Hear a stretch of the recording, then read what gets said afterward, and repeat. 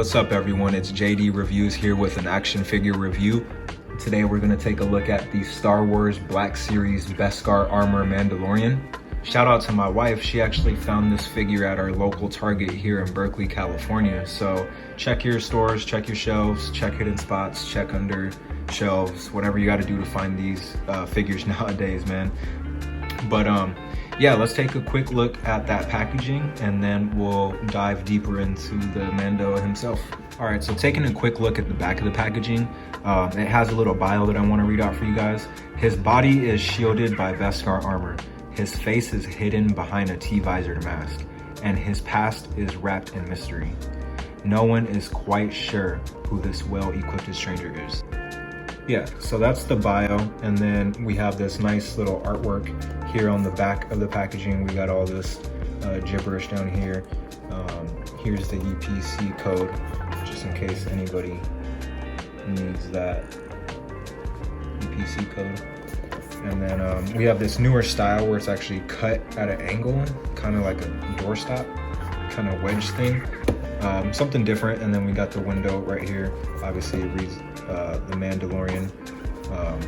Yeah, and at the top it's just clear.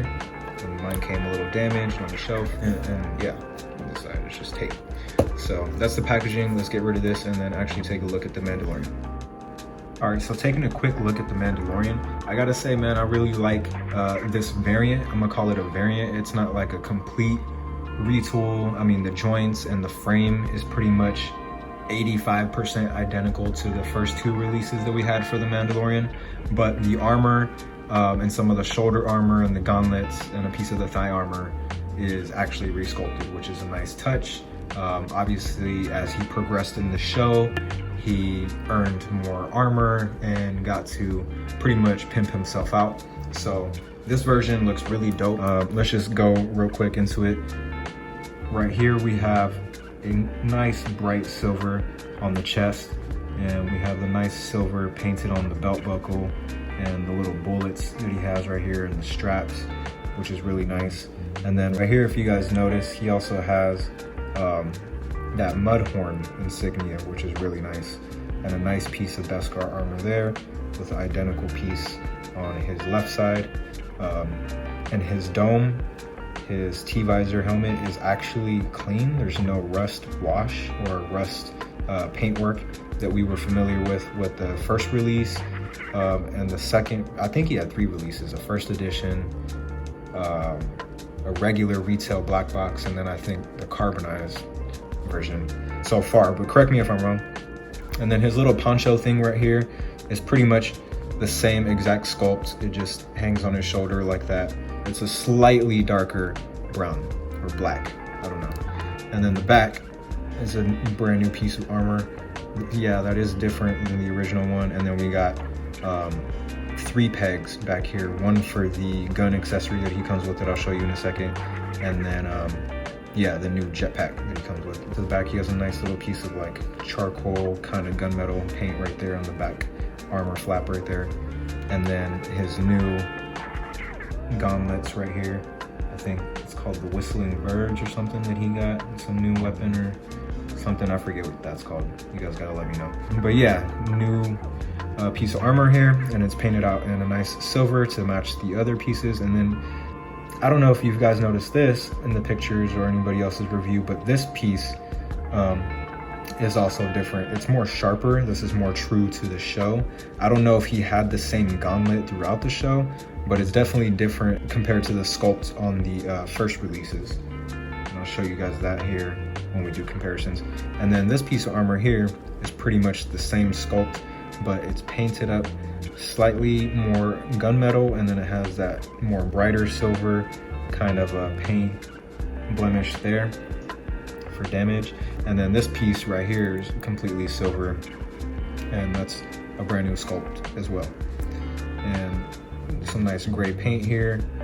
He still has very similar gloves, slightly different paint than the first releases.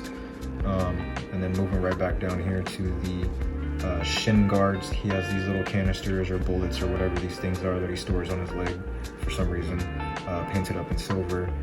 And the same boots, same sculpt right here on the boots, very similar color. But yeah, pretty much overall, I gotta say, I really like this figure. I like the paint.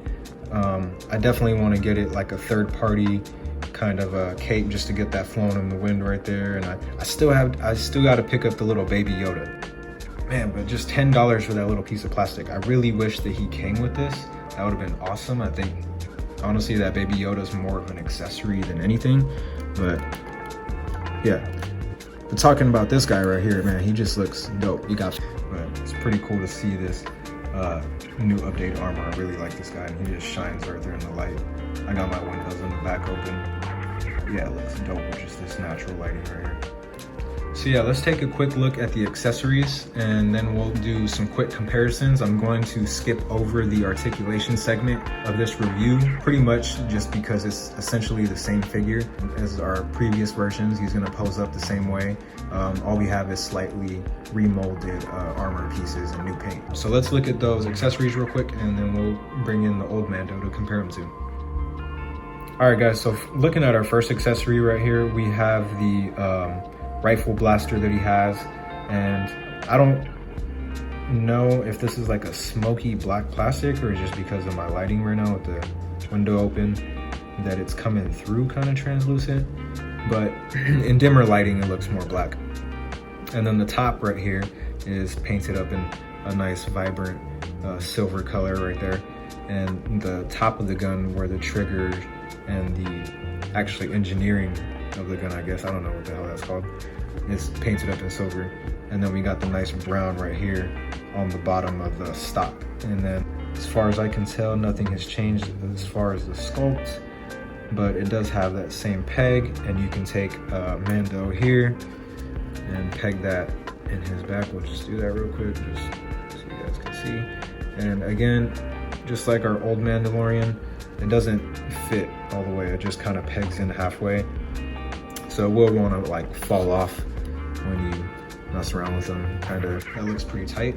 It looks good. Mando always has his rifle on his back, so that looks pretty solid. Just get a quick 360 of how that looks.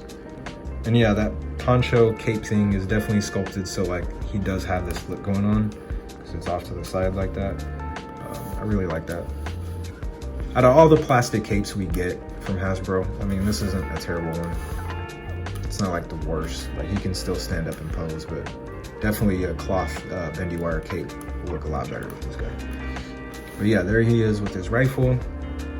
So let's take a look at his second accessory. And for his second accessory, we have his little pistol that he comes with, and this is painted up in a nice bright silver paint. Here I have him in a kind of Pulp Fiction kind of pose, or he's about to blast the Java or whatever for jacking him. But it has this nice brown paint right there in the handle, and it fits in his hand, no problem. It also fits in the holster, and obviously he can hold it and do all kind of things with it. Mine came a little warped, you can see it, nothing a little hot water won't fix, but that looks pretty good. And so for his third accessory, we have his signature jetpack that he gets at the very end of the show. I have his little poncho scarf removed, and how I did that, I hate popping off the ball joint here. It's just really stiff, and actually mine is a lot more stiff than my original one. The original one I have just moves way more freely. This one is real tight, so I did not want to pop that head off, but I got the poncho off simply by sliding this over his dome. This is really flexible. I don't really have a fear of it ripping, and I was going to take it off anyway just because it looks way more badass just with the jetpack by itself. It's personally how I'm gonna have this one posed, just so I have two different style Mandalorians, but it's not painted in the same kind of chrome or silver paint that we have on the rest of the figure. So that's very unfortunate, but I'm sure some customizers can paint this up and add some little wear and details and some little exhaust kind of paint at the bottom. But overall, the sculpt looks good. It just pegs on there on the back with those three little ports to match the three little ports right here on the back, and that's kind of smooth right here on the inside. And then as far as the little details on here, you can kind of see some sculpt work right there, and the little thrusters right here, and then he has some little line work at the top. Yeah, that just pegs on right here, no problem. And now he's ready to take flight. Finally got some wings on him. All right, since we have the jetpack already on this guy, let's do a quick comparison of the original Mandalorian, which is right here. This is the like first appearance Mandalorian, I guess you can say, where he's more in a scavenger kind of outfit. The clothing and everything looks very similar, like the sculpt work on the underlying clothing under the armor is damn near identical. Like, I don't see any differences, but the upper torso right here is obviously brand new for this guy, and the shoulder pieces and stuff, they just glued down some new sculpted pieces. But yeah, this guy just shines a lot more, and there he is with his jetpack. And then we have the one on the right, so you can see the differences on how they look with the two different back sides, the one with the cloak and the one with the jetpack. And if we zoom in closer here, you can see some differences in the two heads that we got. We got more of like that brown wash, like I said, on this guy, and then this one is real clean. And it's very like a more gunmetal color for the helmet on this one, and then more of a bright silver to match the rest here. And then taking a look at the body, you can see some of the differences in the paintwork. We have more browns and tans up here on the upper body suit. There we go with the hands. And here's a closer look at the two different gauntlets that I was talking about. You can definitely see more cleaner, more detailed tech on this side as compared to the first release. And they look like they're both going for the same piece of armor, but this one just had some newer updated models to reference, I guess. And then here's a look at the other side. So now we got the whistling birds, and then this one does not have that piece, so you can see the differences there. And then the hand colors, the blue on the one on the right is a little bit more blue, like bright blue, and the one on the left is more of a sky blue. Pretty much the boots and stuff are the same though. As far as right there, we just, yeah, the same brown, I guess. And then on this side, the only thing I noticed was this one had like a darker brown, and then this one had like a lighter gray. And then we can see the two different pieces of armor there. So yeah, that's pretty much the two differences between these two Mandalorians. There's not too much different, but obviously if you want the beginning of the show and the end of the show, you want both of these just for different display options. So here's a quick shot of the two Mandalorians from a further view. As you can see, they definitely pop on the shelf as two different body armors, but they look super dope. Like, they're just, it's dope to have like a first appearance one where he's more like scavenger, he's going through some shit, he's pretty much figuring out what the story is gonna be with this little baby he found. And then in the new one, he just looks dope. Like, I love like the mud horn insignia, I love the paint on it, I love just the attention to detail they went with the new sculpt. The only thing I wish on this figure was that the jetpack was painted up silver to match the body armor. I think that would have set this figure off, but as is, it looks tight, and there's a bunch of customizers and different options that you could do out there. But removing the Mandalorian and just focusing on this guy, so we have one Mandalorian. Let's do a quick size comparison with the G.I. Joe classified Snake Eyes from Series 1. And right there, just standing together, they're a little bit, I don't know if you pick up his head. Yeah, they look almost about the same size. And here he is with the Marvel Legends Retro Spider-Man Wave Armor Daredevil that we just recently got, just for a more modern size comparison.